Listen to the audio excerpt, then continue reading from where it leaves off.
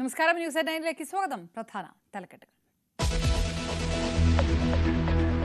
हमारे देश के गरीब मध्यम वर्गीय लोग न्यू मिडिल क्लास युवा किसान महिलाएं दुकानदार व्यापारी उद्यमी सभी को ये बचत उत्सव का बहुत फायदा होगा। जीएसटी ഇളവുകൾ നാളെ മുതൽ പ്രാബല്യത്തിൽ നികുതി ഭാരത്തിൽ നിന്ന് മോചനമെന്ന് പ്രധാനമന്ത്രി എല്ലാ വിഭാഗം ജനങ്ങൾക്കും നേട്ടമെന്നും മോദി കേരളത്തിൽ ഇളവ് ആദ്യം ജനങ്ങളിലേക്ക് എത്തിച്ച മിൽമ പാൽ ഉൽപ്പന്നങ്ങൾക്ക് നാളെ മുതൽ വൻ വിലക്കുറവ് 700 ഉൽപ്പന്നങ്ങൾക്ക് വില കുറച്ച് അമുൽ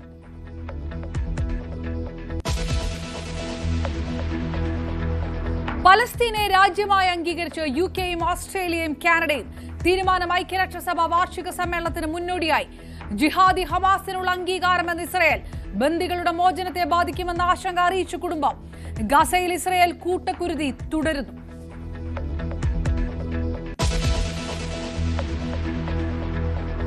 ആഗോള അയ്യപ്പ സംഗമത്തിന് പിന്നാലെ രാഷ്ട്രീയ പോര് കടുക്കുന്നു. തെരഞ്ഞെടുപ്പിന് മുൻപുള്ള തട്ടിക്കൂട്ട് പരിപാടിയെന്ന് ആവർത്തിച്ച് കോൺഗ്രസ്. പ്രതിപക്ഷത്തിന് രാഷ്ട്രീയ ദുഷ്ടലാക്കെന്ന് ദേവസ്വം മന്ത്രി. ആള് കുറവെന്നത് കള്ളപ്രചാരമെന്ന് എം വി ഗോവിന്ദൻ. സർക്കാർ വർഗീയത കത്തിക്കുകയാണെന്ന് മുസ്ലിം ലീഗ്. ഹൈന്ദവ സംഘടനകളുടെ ബദൽ സംഗമം നാളെ.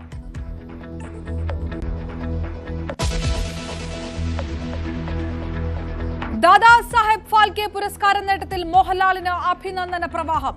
ഹൃദയപൂർവ്വം നന്ദി പറഞ്ഞ Lal. Deep sense of humility എന്നാണ് എനിക്ക് പറയാറുള്ളൂ. എൻ്റെ ഗ്രാറ്റിറ്റ്യൂഡ് ഞാൻ ഈശ്വരനോട് നന്ദി പറയുന്നു, പ്രേക്ഷകരോട് നന്ദി പറയുന്നു. അമ്മയെ കണ്ട് അനുഗ്രഹം വാങ്ങി. ദൃശ്യം 3 ഷൂട്ടിംഗ് നാളെ മുതൽ.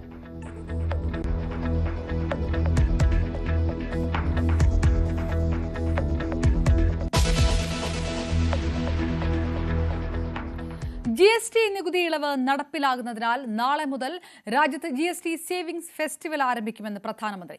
ജനങ്ങളുടെ സമ്പാദ്യം വർദ്ധിക്കും. ഇഷ്ടപ്പെട്ട ഇനങ്ങൾ വില കുറഞ്ഞ് വാങ്ങാൻ കഴിയും. എല്ലാ വിഭാഗങ്ങൾക്കും പ്രയോജനം കിട്ടും.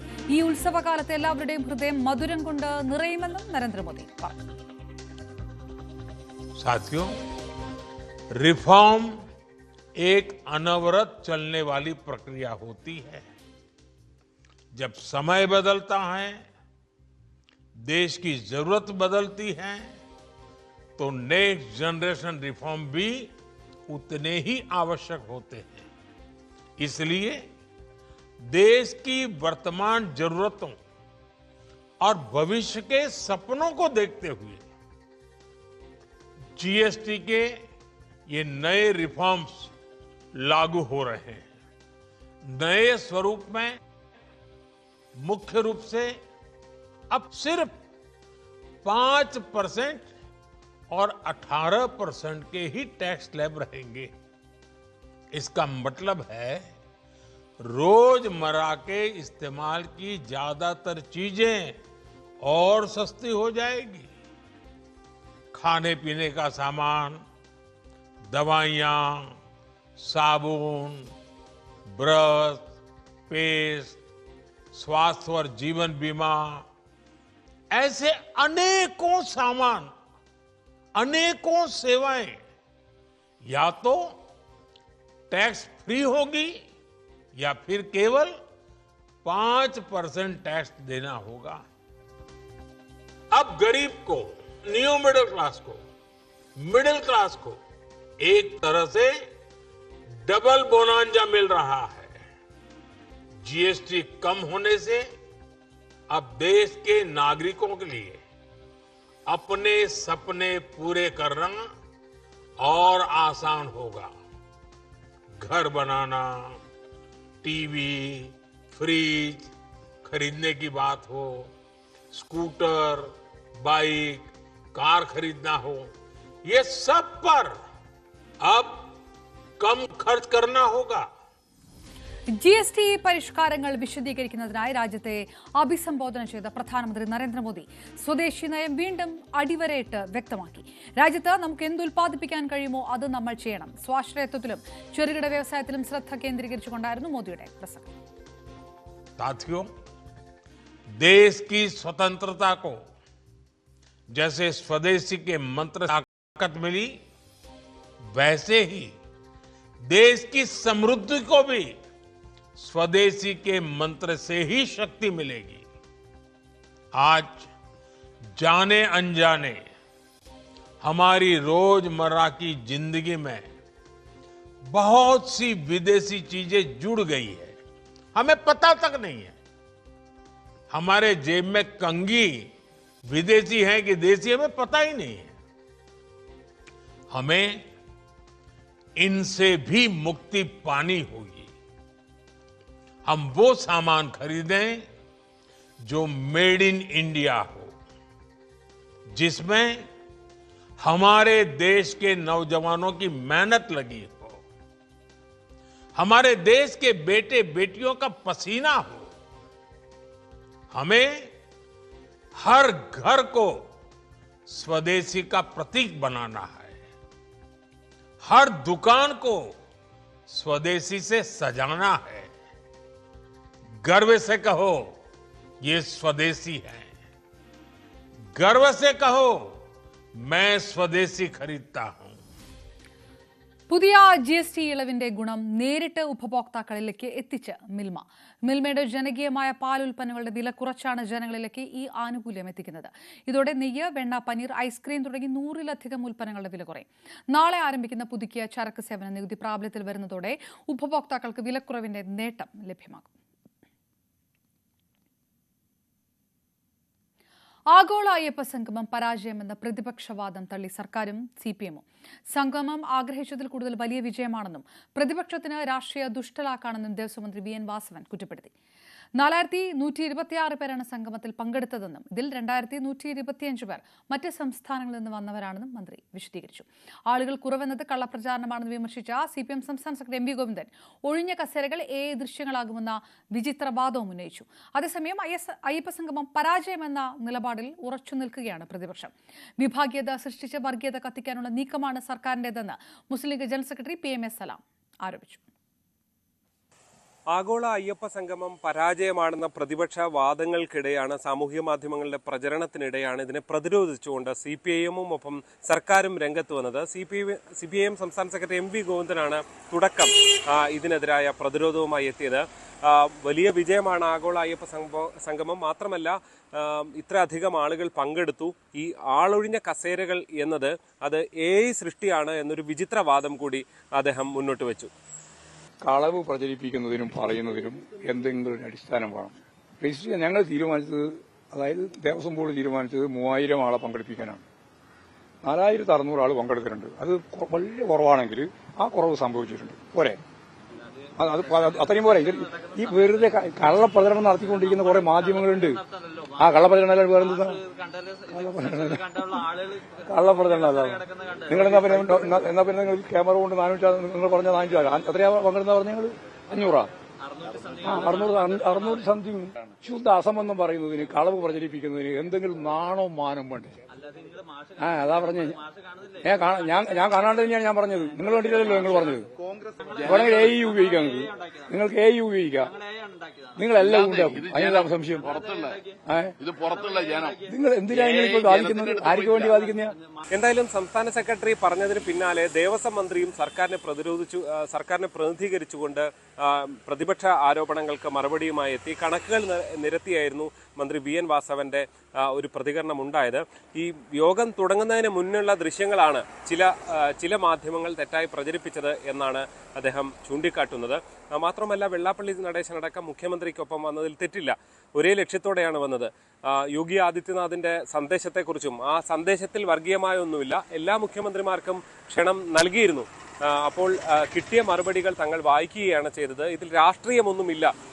അയ്യപ്പ സംഗമത്തിൽ തുടർ നടപടികൾ സ്വീകരിക്കാൻ 18-അംഗ സമിതിയെയും രൂപീകരിച്ചിട്ടുണ്ട്. പന്തളത്തെ അയ്യപ്പ സംഗമത്തെയും എതിർക്കുന്നില്ല.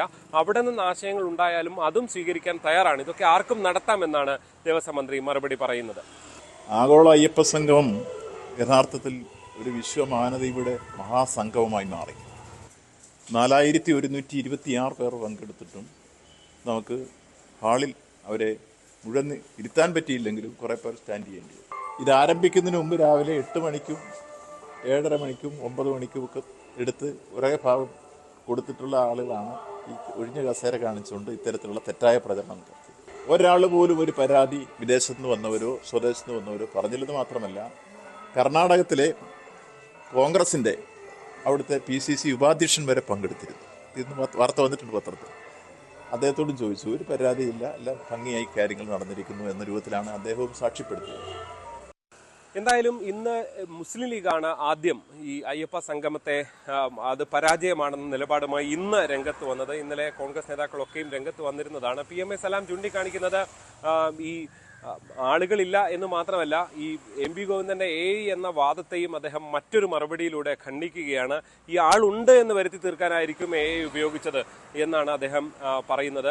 എന്തായാലും പ്രതിപക്ഷവും കോൺഗ്രസും ഒക്കെ അതിശക്തമായി ഈ അയ്യപ്പ സംഗമത്തെ വീണ്ടും വിമർശിക്കാൻ തയ്യാറാകുകയാണ്. വർഗീയത ആളിക്കത്തിക്കാനാണ് സർക്കാരിന്റെ ശ്രമമെന്നാണ് ലീഗ് ചൂണ്ടിക്കാണിച്ചത്. സത്യത്തിൽ ഇത് കേരളത്തിലെ ജനങ്ങളെ വിഡ്ഢികളാക്കുന്ന ഒരു ഏർപ്പാടല്ല. അയ്യപ്പ സംഗമം എന്ന പേരിൽ ഈ ഗവൺമെൻറ് ഇപ്പോൾ ഇറങ്ങി പോകാൻ സമയത്ത് ഒരു തിരഞ്ഞെടുപ്പുകൾ, തദ്ദേശ തിരഞ്ഞെടുപ്പും നിയമസഭാ തിരഞ്ഞെടുപ്പും ഒക്കെ മുന്നിൽ നിൽക്കുന്ന ഒരു ഘട്ടത്തിൽ ഈ ഒരു നാടകം കളിച്ചത് എന്തിനാണ്? നിഖില മേഖലകളിലും പരാജയപ്പെട്ട ഒരു ഗവൺമെൻറ്റിൻ്റെ മുങ്ങിത്താവാൻ പോകുന്ന സമയത്തുള്ള പെടച്ചിലാണ് നമ്മൾ ഈ കാണുന്നത്. ഏതൊക്കെ വൈക്കോൽ തുരുമ്പ് പിടിച്ചു നിൽക്കാൻ കഴിയും എന്ന് ശ്രമിക്കുന്ന അതിദയനീയമായ കാഴ്ചയാണ് നമ്മൾ കണ്ടുകൊണ്ടിരിക്കുന്നത്. ഈ കസേരകളിൽ ആളുണ്ടാക്കാൻ AI ഉപയോഗപ്പെടുത്താൻ ശ്രമിച്ചിട്ട് പരാജയപ്പെട്ടു എന്നാണ് ഞങ്ങൾക്ക് മനസ്സിലാകുന്നത്. AI ഉപയോഗിച്ച് കസേരകൾ നടക്കാൻ നോക്കിയിട്ട് പോലും വിജയിച്ചില്ല എന്നതാണ്. പരാജയമാണെന്ന് അവർ തന്നെ അംഗീകരിക്കുന്ന ഒരു കാര്യമാണ്. തുടക്കം തന്നെ പരാജയമാണല്ലോ. ഇതൊരു ശ്രമവും സത്യത്തിൽ അവഹേളനമാണ്. എന്തായാലും അയ്യപ്പ സംഗമം ഒരു വിജയ പരാജയം, അതിൻ്റെ അക്കാര്യങ്ങളെക്കുറിച്ചുള്ള ചർച്ചകളായിരിക്കും ഇനിയുള്ള ദിവസങ്ങളിലും ഉണ്ടാകുക എന്ന കാര്യത്തിൽ യാതൊരു സംശയവുമില്ല. ഈ ഒഴിഞ്ഞ കസേരകളുടെ ദൃശ്യങ്ങളടക്കം പ്രതിപക്ഷം ആയുധമാക്കുമ്പോൾ അതിനെ പ്രതിരോധിക്കാൻ അങ്ങനെയല്ല കാര്യങ്ങൾ എന്ന് ഇനിയുള്ള തുടർ നടപടികൾ അടക്കം സ്വീകരിച്ചുകൊണ്ട് ഇതിനെ പ്രതിരോധിക്കാനുള്ള ശ്രമമായിരിക്കും സർക്കാരിന്റെ ഭാഗത്ത് നിന്ന് ഉണ്ടാകുക എന്നാണ് മനസ്സിലാകുന്നത്. കോട്ടയത്ത് നിന്ന് G. ശ്രീജിത്ത്, News 18.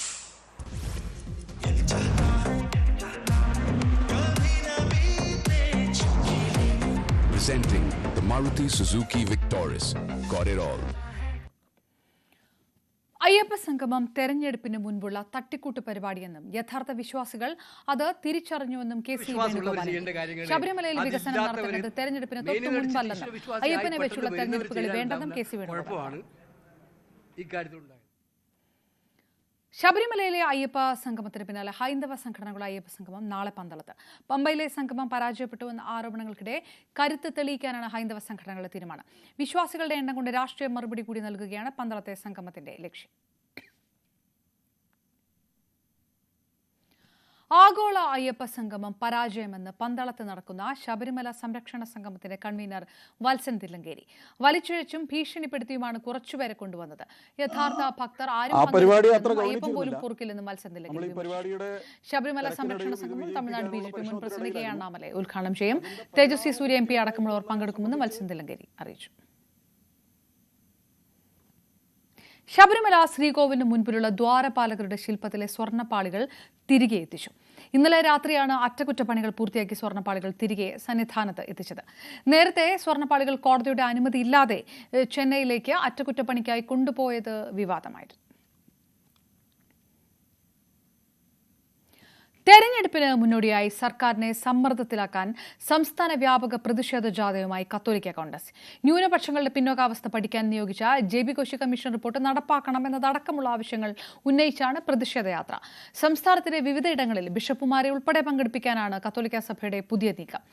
സർക്കാർ ഉചിതമായ നടപടി സ്വീകരിച്ചില്ല എങ്കിൽ വരാൻ പോകുന്ന തെരഞ്ഞെടുപ്പുകളിൽ പ്രതിഫലിക്കുമെന്ന മുന്നറിയിപ്പാണ് കത്തോലിക്ക സഭ നൽകുന്നത്.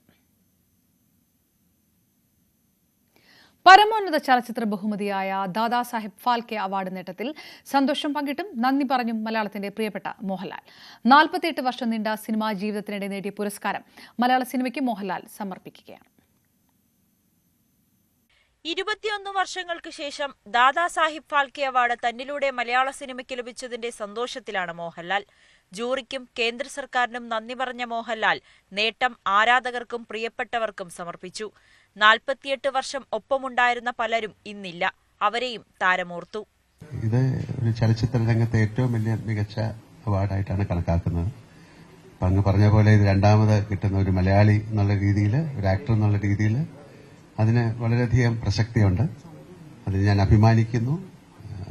ഞാൻ ഏറ്റവും ഡീപ്പ് സെൻസ് ഓഫ് ഹ്യൂമിലിറ്റി എന്നാണ് എനിക്ക് പറയാവുള്ളൂ. അതിൻ്റെ ഗ്രാറ്റിറ്റ്യൂഡ് ഞാൻ ഈശ്വരനോട് നന്ദി പറയുന്നു, പ്രേക്ഷകരോട് നന്ദി പറയുന്നു. ഒരു പ്രൈഡ് മൊമെന്റ് ഞാൻ തനിച്ച് ഞാനത് എടുക്കുകയല്ല, അതെല്ലാവരുമായിട്ട് ഞാൻ ഷെയർ ചെയ്യാണ്. ഈവൻ മാധ്യമപ്രവർത്തകർ നിങ്ങളൊക്കെ അതിന്റെ ഭാഗമാണ്. എൻ്റെ 48 വർഷത്തെ വളർച്ചയിൽ നിങ്ങളൊക്കെ സഹകരിച്ചിട്ടുണ്ട്. ഒരുപാട് സൗഹൃദമുള്ള ആൾക്കാരുണ്ട് ഇവിടെ, പലരുമുണ്ട്. പലരും മറിഞ്ഞുപോയി, അവരൊക്കെ ഈ സമയത്ത് ഞാൻ ഓർക്കുന്നു. പ്രധാനമന്ത്രിയുടെ ഓഫീസിൽ നിന്നാണ് വിവരമറിഞ്ഞത്. ആദ്യം വിശ്വസിക്കാൻ കഴിഞ്ഞില്ല. എപ്പോഴും അങ്ങനെയുള്ള ഒരു കാര്യം വരുമ്പോൾ നമുക്ക് ആദ്യം അത് വിശ്വസിക്കാൻ പറ്റില്ലല്ലോ. എന്നെ പ്രൈം മിനിസ്റ്റർ ഓഫീസിൽ നിന്നാണ് വിളിക്കുന്നത്. ഞാൻ ഒരു ഷൂട്ടിന്റെ അകത്തായിരുന്നു. അപ്പൊ അവർക്കിത് പറഞ്ഞ് ഓക്കെ ആണോ എന്ന് ചോദിക്കണം അല്ലേ. നമുക്കത് ആ കൺസെന്റ് കിട്ടിയാലേ അവർക്ക് അനൗൺസ് ചെയ്യാൻ പറ്റുള്ളൂ. അപ്പൊ അത് ആദ്യം നമുക്കത് നമ്മൾ സ്വപ്നത്തിൽ പോലും ചിന്തിക്കാത്തൊരു കാര്യമാണല്ലോ അല്ലെ. ഒരു വൈൽഡ് ഡ്രീമിൽ പോലും അല്ലെ, ഒരു ഇൻസെയിൻ ഡ്രീം, നമ്മൾ കാണുന്ന ഒരു സ്വപ്നത്തിൽ പോലും ഇല്ലാത്തൊരു കാര്യം സംഭവിക്കുമ്പോൾ ഉണ്ടാകുന്ന ഒരു എന്താ ഒരു പറയുന്നത്, അതിനൊരു ആ ഒരു മൊമെന്റ് എന്ന് പറയുന്നത് അങ്ങനെ നമുക്ക് നിർവചിക്കാൻ പറ്റില്ല. എന്നാലും ഒരു സത്യമാണോ അല്ലയോ എന്ന് നമ്മൾ ചിന്തിച്ചു പോകുന്ന ഒരു മൊമെന്റാണ്. 48 വർഷം സിനിമയിൽ നിൽക്കുക എന്നത് ഒരു സർക്കസാണ്. ഇനിയും ഒരുപാട് കഥാപാത്രങ്ങൾ ചെയ്യാനുണ്ടെന്നും മോഹൻലാൽ. 48 വർഷം നിൽക്കുക എന്ന് പറയുന്നത് ഒരു വലിയ സർക്കസാണ് അല്ലേ. അതൊരു സർക്കസ് പോലെയാണ്. നമ്മൾ ട്രപ്പീസ് അല്ലേ, അത് വളരെ വിദഗ്ധമായിട്ട് നമ്മളെ താങ്ങി നിർത്താൻ ഒരുപാട് പേര് ഉണ്ട്, നമ്മുടെ കൂടെ സഞ്ചരിക്കുന്ന ഒരുപാട് പേരുണ്ട്. അതുകൊണ്ടാണ് നല്ല സിനിമകൾ ഉണ്ടാകണമെന്ന് പറയുന്നത് ഒരു ആർട്ടിസ്റ്റിന്. ആന്റണി പെരുമ്പാവൂർ, സംവിധായകൻ തരുൺമൂർത്തി, നിർമ്മാതാവ് രഞ്ജിത്ത് എന്നിവരും മോഹൻലാലിനോടൊപ്പം ഉണ്ടായിരുന്നു. പുരസ്കാരം ലഭിച്ചതിന്റെ സന്തോഷം മാധ്യമപ്രവർത്തകർക്കൊപ്പം കേക്ക് മുറിച്ച് പങ്കിട്ടതിനു ശേഷം മോഹൻലാൽ ദൃശ്യം 3യുടെ ലൊക്കേഷനിലേക്ക് മടങ്ങി.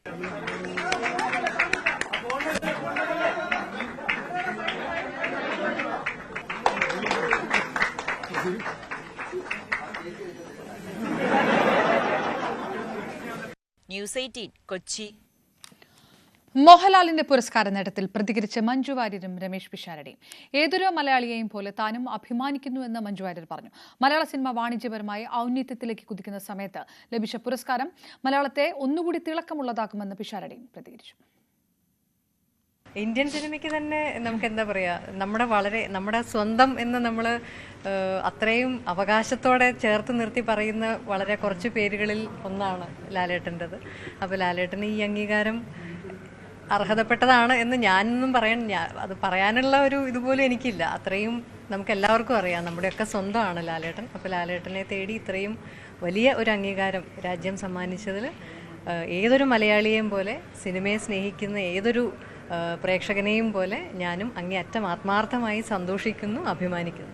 ലാലേട്ടനെ പോലുള്ള ആളുകൾക്ക് അത് കിട്ടുമ്പോഴാണ് നമുക്ക് എപ്പോഴും അത് ഇങ്ങനെ വളരെ ജനകീയമായിട്ട് അത് എല്ലാവർക്കും നമുക്ക് അദ്ദേഹം തന്നെ ഇന്നലെ പറഞ്ഞ പോലെ അത് മലയാള സിനിമയ്ക്കും നമ്മൾ ഓരോ മലയാളികൾക്കും അഭിമാനിക്കാവുന്ന തരത്തിലുള്ളൊരു വലിയ അംഗീകാരമാണ്. അതിൽ നമുക്കെല്ലാം വലിയ സന്തോഷമുണ്ട്, നമ്മളെല്ലാവരും അതിൽ അഭിമാനിക്കുന്നുണ്ട്.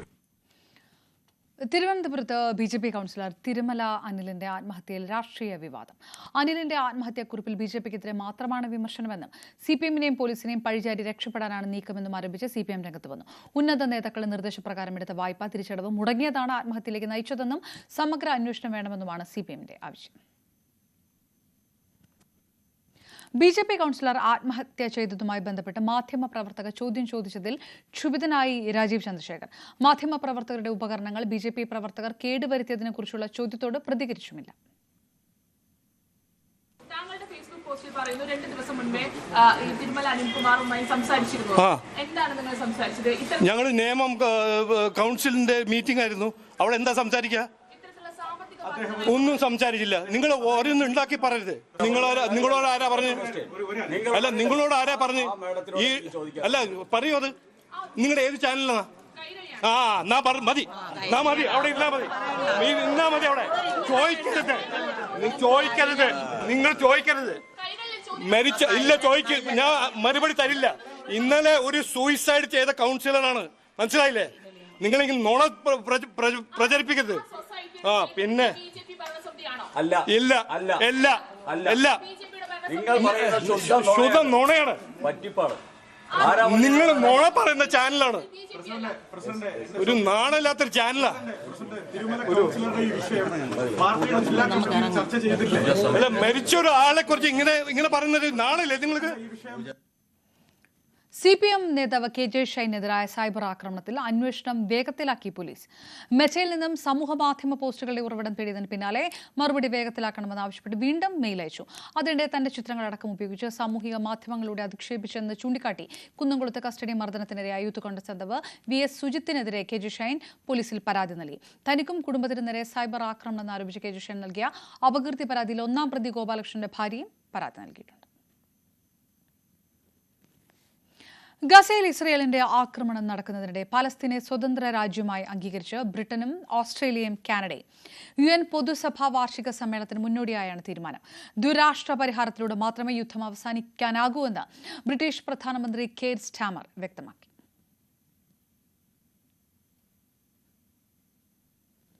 In the Middle East, we are acting to keep alive the possibility of peace and a two-state solution. That means a safe and secure Israel alongside a viable Palestinian state. At the moment, we have neither. Ordinary people, Israeli and Palestinian, deserve to live in peace, to try to rebuild their lives free from violence and suffering. That's what the British people desperately want to see. Yet, almost 2 years after the barbaric attacks of October the 7th, hostages are still held by the terrorists of Hamas.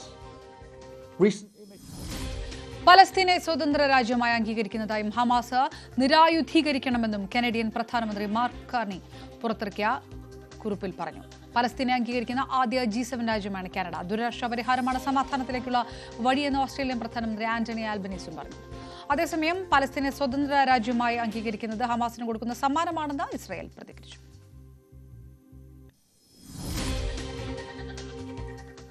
H-1B വിസയുമായി ബന്ധപ്പെട്ട് കൂടുതൽ വ്യക്തത വരുത്തി America. ഇത് വാർഷിക fees അല്ലെന്നും ഒറ്റത്തവണ ഫീസാണെന്നും white house വ്യക്തമാക്കി. പുതിയ അപേക്ഷകരെ മാത്രമേ ഇത് ബാധിക്കൂ എന്നും നിലവിലെ H-1B വിസക്കാരും H-1B വിസ പുതുക്കുന്നവരും ഈ ഫീസ് നൽകേണ്ടതില്ലെന്നും വൈറ്റ് ഹൌസ് അറിയിച്ചു. എറണാകുളം തിരുവാണിയൂരിൽ 2020 CPM സംഘർഷം. 2020യുടെ പ്രതിഷേധ ജാഥയ്ക്കിടെയാണ് പ്രശ്നം. സ്ത്രീകളെയും കുട്ടികളെയും ഉൾപ്പെടെ മർദ്ദിച്ചതായി ആണ് 2020യുടെ പരാതി. 7 2020 പ്രവർത്തകരെ പരിക്കുകളോടെ ആശുപത്രിയിൽ പ്രവേശിപ്പിച്ചു. ടോം കുര്യാക്കോസ് വിവരങ്ങളുമായി ചേർന്നു. ടോം, CPM പ്രവർത്തകർക്കെതിരെ ആണോ ഈ പരാതി മുഴുവൻ വന്നിരിക്കുന്നത്? ആശുപത്രിയിൽ പ്രവേശിപ്പിച്ചവരുടെ നില ഏത് തരത്തിൽ? അപർണ, ഈ സംസ്ഥാന ഭരണത്തിന്റെ മറവിൽ CPM ഗുണ്ടായിസം കാണിക്കുന്നെന്ന് ആരോപിച്ച് തിരുവാണിയൂരിൽ ഇന്ന് വൈകിട്ട് 6 മണിക്ക് 2020 ഒരു പ്രതിഷേധ മാർച്ച് നടത്തിയത്. അതായത് വായമൂടി കെട്ടി ഒരു മൗന ജാഥ സംഘടിപ്പിച്ചിരുന്നു. ഇതിനിടെയാണ് ഈ CPM പ്രവർത്തകരുടെ നേതൃത്വത്തില് 2020 പ്രവർത്തകർക്ക്, അതായത് ഈ പ്രതിഷേധക്കാർക്ക് നേരെ ആക്രമണം ഉണ്ടായത്. തിരുവാണിയൂർ പഞ്ചായത്ത് പ്രസിഡന്റിന്റെയും വൈസ് പ്രസിഡന്റിന്റെയും നേതൃത്വത്തിൽ ഒരു സംഘം യാതൊരു പ്രകോപനവുമില്ലാതെ 2020 പ്രവർത്തകരെ ആക്രമിച്ചുവെന്നാണ് അവർ ആരോപിക്കുന്നത്. അതിൽ ഈ ആക്രമണത്തിൽ സ്ത്രീകൾക്കും കുട്ടികൾക്കും ഉൾപ്പെടെ പരിക്കേറ്റതായും പരാതിയുണ്ട്. ക്രൂരമായി മർദ്ദനമാണ് ഉണ്ടായതെന്നാണ് ഈ 2020 പ്രവർത്തകർ ആരോപിക്കുന്നത്. ഇതിന്റെ ദൃശ്യങ്ങളടക്കം പുറത്തു വന്നിട്ടുണ്ട്. 7 2020 പ്രവർത്തകരെ ഈ പഴങ്ങനാട്ടെ സ്വകാര്യ ആശുപത്രിയിൽ പ്രവേശിപ്പിച്ചു. 6 പേരുടെ പരിക്ക് സാരമുള്ള പരിക്കാണെന്നാണ് പുറത്തു വരുന്ന വിവരങ്ങൾ.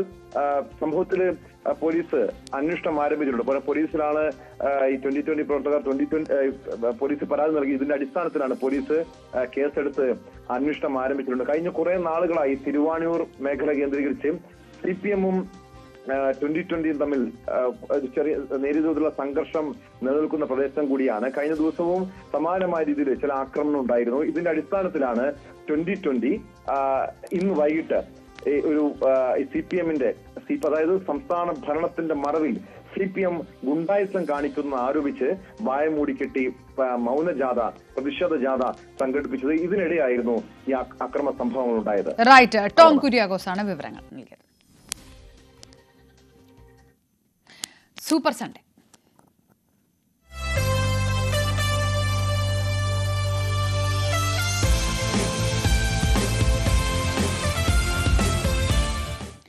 ഏഷ്യാ കപ്പിൽ ഇന്ത്യക്കെതിരെ പാകിസ്ഥാൻ മികച്ച സ്കോറിലേക്ക് 3 വിക്കറ്റ് നഷ്ടത്തിൽ പാകിസ്ഥാൻ 115 റൺസ് പിന്നിട്ടു.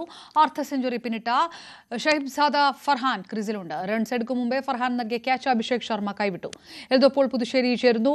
ഇന്ത്യയുടെ പ്രതീക്ഷയ്ക്ക് മങ്ങലേൽക്കുന്ന തരത്തിലുള്ള റിപ്പോർട്ടുകളോ വരുന്നത്? എൽദോ, അപർണ, ഇപ്പോൾ ഒന്ന് മാറ്റി പറയണം. കാരണം ഇപ്പോൾ 4 വിക്കറ്റ് നഷ്ടമായിട്ടുണ്ട് പാകിസ്ഥാന്. 116 റൺസ് എടുത്ത പാകിസ്ഥാൻ അവരുടെ ഇൻഫോം ബാറ്റർ, അതായത് അർദ്ധ സെഞ്ചുറിയുമായി ക്രീസിലുണ്ടായിരുന്ന ഷഹീബ്സാദ ഫർഹാനാണ് പുറത്തായത്. ശിവൻ ദുബൈക്കാണ് വിക്കറ്റ്. 58 റൺസ് എടുത്താണ് ഷഹീബ്സാദ ഫർഹാൻ പുറത്തായത്. ഏറ്റവും പ്രധാനപ്പെട്ട കാര്യം, ഈ കഴിഞ്ഞ 4 ഓവറായിട്ട് ഇന്ത്യ മത്സരത്തിന്റെ ഗതി പൂർണ്ണമായിട്ട് നിയന്ത്രണത്തിലേക്ക് കൊണ്ടുവന്നിട്ടുണ്ട് എന്നുള്ളതാണ്. ആദ്യ 10 ഓവറിൽ പാകിസ്ഥാൻ ഒരു മേധാവിത്വം ഉണ്ടായിരുന്നു. പ്രത്യേകിച്ചും ഇന്ത്യയുടെ 2 ഡ്രോപ്പ് ക്യാച്ചുകൾ. റൺ എടുക്കുന്നതിന് മുമ്പ് ഫർഹാൻ ഒരു ക്യാച്ച് നൽകിയതാണ്. പക്ഷേ അഭിഷേക് ശർമ്മയ്ക്ക് അത് കയ്യിൽ ഒതുക്കാൻ കഴിഞ്ഞില്ല. പിന്നീട് 5 റൺസ് എടുത്ത നൈബ് അവിടെ ഒരു അവസരം കൊടുത്തു കുൽദീപ് യാദവിന്. കുൽദീപ് യാദവും ആ ക്യാച്ച് ഡ്രോപ്പാക്കി. പിന്നീട് 21 റൺസ് എടുത്താണ് സൈം ഐബ് പുറത്തായത്. ജസ്പ്രീത് ബുംറ, ഇന്ത്യയുടെ ഏറ്റവും മികച്ച ബോളറെ കണക്കിന് പ്രഹരിച്ചു പാകിസ്ഥാൻ ഇന്ന്. പ്രത്യേകിച്ചും ഒരു ടാർഗറ്റഡായി ബുംറയെ ആക്രമിക്കുന്നത് പോലെയായിരുന്നു ഇന്ന് പാകിസ്ഥാന്റെ ബാറ്റിംഗ് പ്രകടനം. ഹാർദിക് പാണ്ഡ്യയാണ് ആദ്യ ഓവർ എറിഞ്ഞത്. 2 ഓവർ എറിഞ്ഞ ഹാർദിക് പാണ്ഡ്യ 15 റൺസ് മാത്രം വിട്ടു നൽകി 1 വിക്കറ്റ് എടുക്കുകയും ചെയ്തു. ശിവൻ ദുബൈയാണ് 2 വിക്കറ്റുമായി നിലവിൽ ഏറ്റവും മികച്ച പ്രകടനം കാഴ്ചവെച്ചത്. ഇനി നമ്മൾ ഈ മത്സരത്തിലേക്ക് എത്തിയപ്പോൾ ഉറ്റുനോക്കിയതാണ് ഇന്ന് ഹസ്തദാനം ഉണ്ടാകുമോ എന്ന്. ടോസിന്റെ സമയത്ത് 2 ക്യാപ്റ്റന്മാരും ഹസ്തദാനത്തിന് തയ്യാറായിട്ടില്ല. മാത്രമല്ല, ഇന്ത്യയുടെയും പാകിസ്ഥാന്റെയും ടീം ഇന്ന് മത്സരശേഷവും ഒരു ഹസ്തദാനത്തിലുള്ള സാധ്യത കാണുന്നില്ല. കഴിഞ്ഞ മത്സരത്തിന് സമാനമായിരിക്കും. മാത്രമല്ല, മാച്ച് റഫറി ആൻഡി പൈക്രോഫ്റ്റ് തന്നെയാണ് ഈ മത്സരത്തിലെ റഫറി. പാകിസ്ഥാൻ ക്രിക്കറ്റ് ബോർഡിന്റെ ഒഫീഷ്യലുകൾ മത്സരത്തിന് എത്തിയിട്ടുണ്ട്. പക്ഷേ BCCയുടെ ഭാഗത്ത് നിന്ന് ആരും ഈ മത്സരം കാണാൻ എത്തിയിട്ടുമില്ല. അപർണ. യെസ്, എൽദോ പോൾ പുതുശ്ശേരിയാണ് വിവരങ്ങൾ നൽകിയത്. ന്യൂസ് 9 പൂർണ്ണമാകുന്നു. നമസ്കാരം.